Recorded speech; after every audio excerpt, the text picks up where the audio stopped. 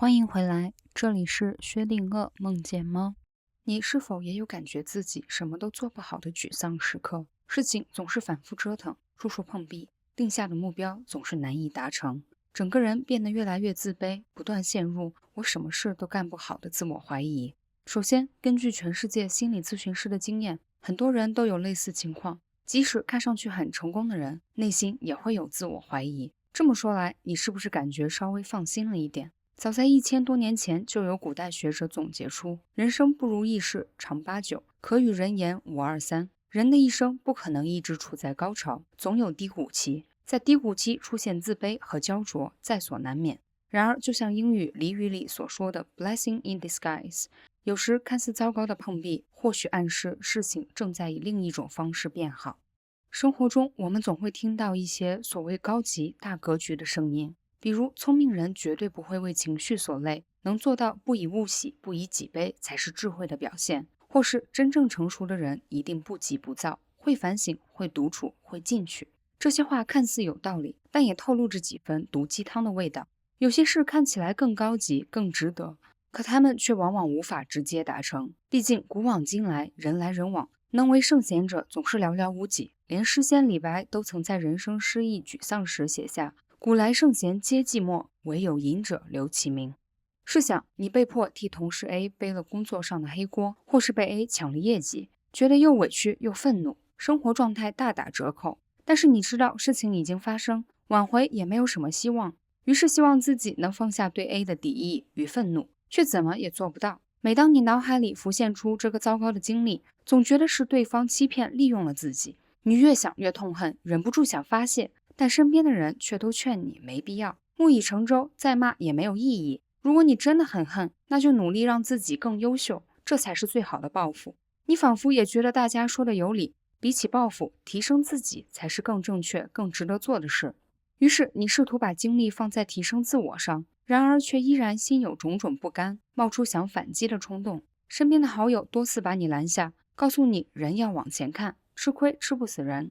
这使你也开始自责和自我怀疑，问自己是不是太小心眼了，是不是情绪太不稳定，不够成熟，是不是格局太小，修炼不到位。于是你的委屈愤怒逐渐又转化为了忐忑不安，心里的波澜始终无法平静。曾经我的心理咨询师告诉我，既然平静不了内心的波澜，那就骂回去呗，何必和自己过不去。我问他，可这样会不会显得我不成熟，沉不住气？他说，既然你放不下，说明咱们就是凡夫俗子，那干脆点，就干点凡人干的事，想骂就骂。在得到了支持后，我整个人都来劲了，该拒绝就拒绝，该冷脸就冷脸，态度也强硬了起来。没过几天，我就觉得自己舒畅了很多，积攒的怨气也慢慢消散，生活总算回归了正轨。这样做到底是对是错，不同的人肯定有不同的见解，但可以确定的是，通过释放情绪，我感觉自己放下了，不再感到拧巴，不再内耗，于是能专心的把工作做得更好。我们常常被教导要克制，要卧薪尝胆，然而这是非常难的，甚至不可能。接受自己是一介凡人，会发牢骚，会抱怨，会计较，有人之为人的七情六欲，这才是正常的。要想从百花丛中过，片叶不沾身，那得先看破红尘，修炼个几辈子。我们大多数的人都需要宣泄，闹完了，发泄完了，自然就会放下。生活中很多事都是如此，如果总是以圣贤的标准去要求自己，往往只会越活越拧巴。不妨缓一缓，接受自己是个凡人，有心理和物理上的需要，反而能更快的调整状态，活得更潇洒。问题会解决，但未必按你想的顺序。有时候一些目标看起来触手可及，身边的人好像都可以轻易完成，可你费尽力气却依然无果。这时你很容易开始沮丧和自我怀疑，可是或许并非你不好，而是那个最佳时机还未到来。你是否也有过这样的经历？偶然受到某些刺激，比如失恋、同学聚会，或者和朋友聊天后，觉得自己落后别人很多，就决定改头换面，给自己制定很多提升计划，其中可能包括减肥、升职加薪、努力攒钱、买房买车等等。可是等真正实行起来后，就连看起来最简单的减肥目标都让你信心扫地，你总是管不住嘴。为了让目标达成，你试图用便签纸写激励自己的话，让朋友监督自己，还和人打赌，如果被发现偷吃就罚钱。然而尽管方法用尽，成效还是甚微。于是你既泄气又自责，怪罪自己是一个没有毅力的人，或者天生就瘦不下来。其实很多时候并不一定是我们没有能力或者没有毅力去实现目标，而是大脑在指挥我们做事时有个潜规则，如果眼前要处理的任务太多，精力根本不够用时，潜意识就会自动帮我们去识别哪些事情是真正紧急的，然后集中力量去处理它。相反，那些被识别为非紧急的事情，则会难以提起动力去做。在意识层面，你可能觉得减肥是你天天都为之努力的事，但你的潜意识却发现，你正面临着种种压力，有工作上的不顺心，有人际交往和情感上的失落，有来自家人的压力等等。于是你的生存本能就替你做了选择，处理各种压力才是当务之急。减肥和生活中的其他压力相比，还不足以构成威胁，放一放再说吧。其实你会发现，当你工作顺手、情感如意的时候，你自然就会腾出更多的精力来规划饮食、坚持锻炼，这时减肥自然就会出成效了。生活中类似的事情还有很多，如果时机不对，无论如何用力都难有结果。这时我们不仅耗费了力气，还容易倍感挫败。因此，有些始终难以实现的目标，不妨往后顺延一下，时机到了，一切便能顺手去做了。问题或许没有解决，但你也能变好。有的人坚信，只有解决某个问题，生活才会变好，于是拼命努力，不达目标不罢休。但这样可能会更容易深陷泥潭。比如有很多焦虑的父母，为了能让子女成龙成凤，到处奔波找名师给孩子补习，教育方法学了无数种，可无论如何，孩子还是不按父母的想法来。有的人为了升职加薪，废寝忘食，熬出慢性病也在所不辞。有的人感情受挫，夜夜买醉，走不出阴影。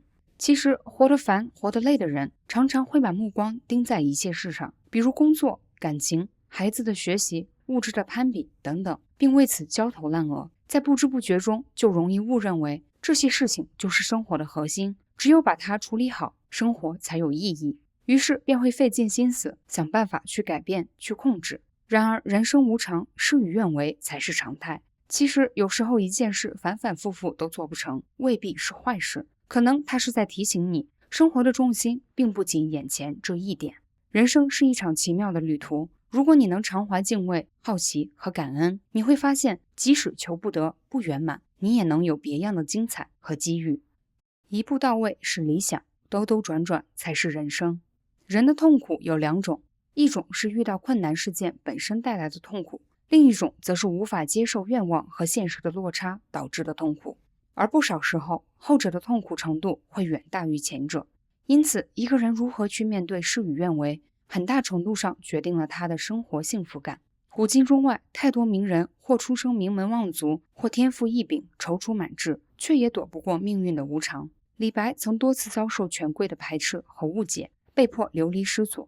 苏东坡满腹经纶，年少得志，却也逃不过被一贬再贬的命运。